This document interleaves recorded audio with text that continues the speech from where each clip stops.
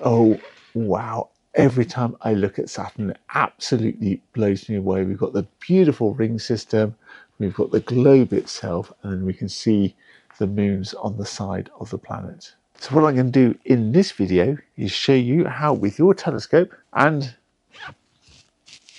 the phone you have in your pocket, you can take a picture of Saturn. And we're not going to use a fancy pants astronomy camera and all the gizmos. We're just going to use the telescope and the phone you have in your pocket. And also, because I can see it writing just behind you, we're going to use the same techniques, the same approach, and we're going to dive into the lunar surface and we'll catch some features on the moon. And I'm really keen to actually just show you, you don't need to have the astronomy camera, the Barlow lens, the atmospheric dispersion corrector. You can get good results just by using the smartphone, the phone that we all have in our pockets. So whether you're sophisticated like me and use an iPhone or whether you use another brand of smartphone, it really doesn't matter. The principles will still be the same. So whatever telescope or smartphone you have, it doesn't really matter. Just adapt this workflow to whatever you have. So this is the telescope we're going to use this evening. This is a Celestron CPC 1100. This is the Lodge's telescope. This is where I'm staying at in Namibia. This is their telescope. And what I'll do, I'll use the hand controller to go to Saturn. Now, if you haven't got a hand controller, if you've just got a telescope that you move manually yourself, I'll show you how to find Saturn by using an app. And then this telescope will then track Saturn, but it does it in altazimuth. It's not tracking equatorially. Now, for planetary imaging, for Saturn, that doesn't matter. We'll take short pictures, so there's no image rotation. And you can get away with even not having any tracking at all if you position Saturn at the edge of the field of view and allow it to drift across the field of view while you're taking your pictures. So you don't need to have a big telescope, you don't even need to have a tracking mount, you don't even need to have go-to. It is useful if you have it, but you don't need it. So it's an absolute nightmare if you're trying to hold your phone, line up the camera, make sure your camera doesn't change its different lenses, adjust the settings, press the trigger button, press the shutter, all at the same time as you're trying to hold it steady and press all those buttons. So what I do have instead of that is a move, shoot, move TriAdaptor. So this is a anodized aluminum holder that clamps over the eyepiece like so. You put your phone in there like so, and then you can fine tune the positioning by adjusting the axes. So you can position it on the eyepiece, hold that in place, and then it holds your camera, it holds your phone as if you are looking through the eyepiece. So thoroughly recommend one of these. This has been sent to me for review, and I must say I do quite like it. It's very robust, very strong, seems to work really well. I'll put a link in the description. And top tip, line up your TriAdaptor with something in the distance. So you do that in the daytime when you can see what you're doing. So I've never observed from a place as good as this. We started off with the evening comet, caught the evening comet before it set over the mountains, then caught some of the Milky Way objects as well before they started getting too low. It was then across to the Magellanic Clouds on the other side of the sky. And now the moon is coming up, it's really drowned everything out. So this is the perfect time actually to swing across to Saturn. Now, of course, Saturn is bright, so it does punch through that glow of the moon. And that's great news because if you're observing from the city, if you've got city lights, if you've got the town lights around you, it doesn't matter because Saturn is bright enough to punch through that sky glow. And perhaps just as importantly as well, Saturn is now on the meridian. Now, I'm still trying to get my head around this. From the UK, from back home in England, if I want to look to the planets, I look to the south.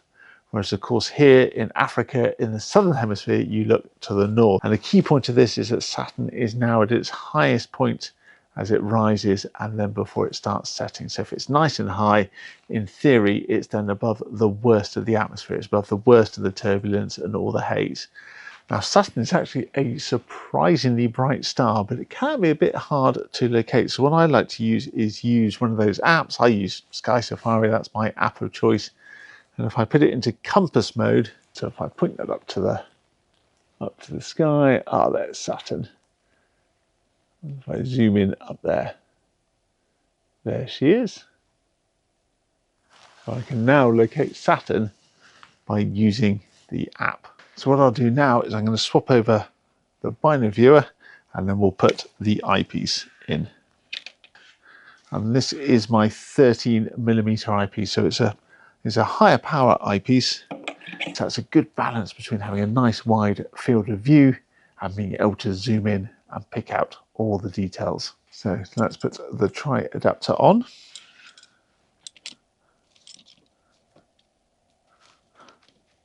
Make sure that is nice and secure. Grab the phone from the pocket. And top tip, make sure you line up in the daytime so you're not faffing around in the dark. That goes in like so. Put it on camera mode, just check where lined up. So I've got Saturn on the camera screen now. I'm just going to check the focus. It's a bit blurry. There we go. Oh, that's looking nice and sharp. Can we magnify that a little bit? Oh, wow, look at that. We've got some moons as well. Now, the problem is when you're using the iPhone camera software, is it is very hard to adjust the exposure because you can only use, the sort of slidey tool. Well, that doesn't look too bad. I'll take a picture anyway. And you can see here, every time I touch the camera, every time I touch the phone, of course, I'm introducing some image shake. Now, the Move Shoot Move came with a little Bluetooth connector. So what I'm going to do then is, so I therefore have vibration-free shutter. So we're getting a nice crisp image. We're not having to put any vibration into the phone. So because I'm finding it hard to adjust the exposure, what I'm going to do is switch over to an app that gives me manual control of the camera. And that is Nightcap. So Nightcap gives us manual control of the camera. If you just slide your finger down the right hand side, that actually controls the exposure. And we can therefore get that to look as crisp as we want. If you put your finger down the left hand side, that adjusts the gain. I'll leave that on its default. And again, if you move across the top, that is the white balance. But again, I'll leave those on their automatic settings. There's a zoom on the bottom that you can therefore adjust to make sure you get a sort of pleasing image. And again, using the cable release, I'll take a few shots again.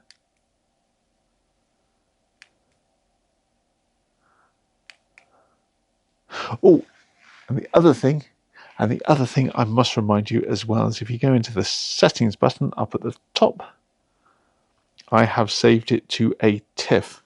Because of course, a TIFF, you're therefore not compressing the data, you're there getting full resolution data of the image. And of course, what you can do is then increase the exposure and start to pick up some of Saturn's moons as well.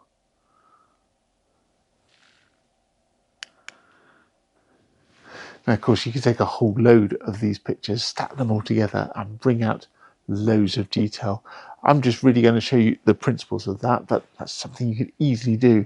Take a whole load, take some video file as well, and then process them as we do our planetary imaging. If you want to see more about planetary imaging, how to get the best out of Saturn, then check out this video here. So there we have it. We've caught Saturn on the phone that we have in the pocket. We haven't had to use the fancy pants astronomy camera.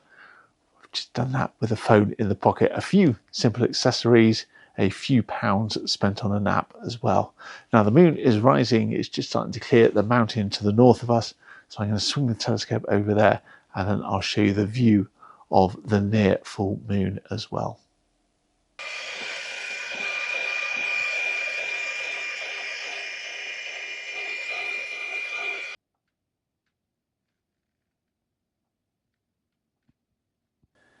There we go. Oh, that's looking nice and sharp. Can we magnify that a little bit? So I love this view of the moon. I love this view of Mare Christ and the Sea of Christ. He's got all these mountains around the sort of lava floodplain. absolutely stunning. I have stupidly put my thing down. Ah, there it is. So I'll take a few more shots again.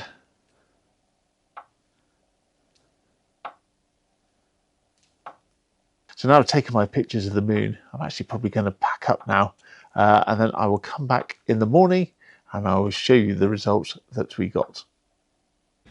So good morning, it's a lovely fresh morning as it always is in Namibia. I'm now in the observatory warm room. It's the one place where I can get out of the bright sunshine, and I'm now absolutely amazed. Look at the quality of the pictures that the iPhone, the camera that I have in my pocket anyway, has produced.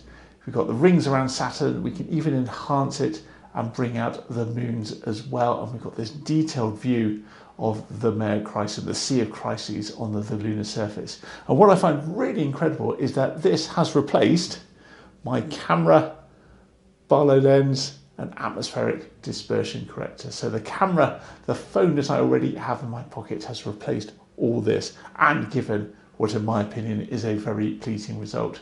So if you've got a smartphone and you want to take pictures of the bright solar system objects, then just grab yourself an adapter. I've put a link to the TriAdaptor, the one that Move sent me, and let us know how you get on.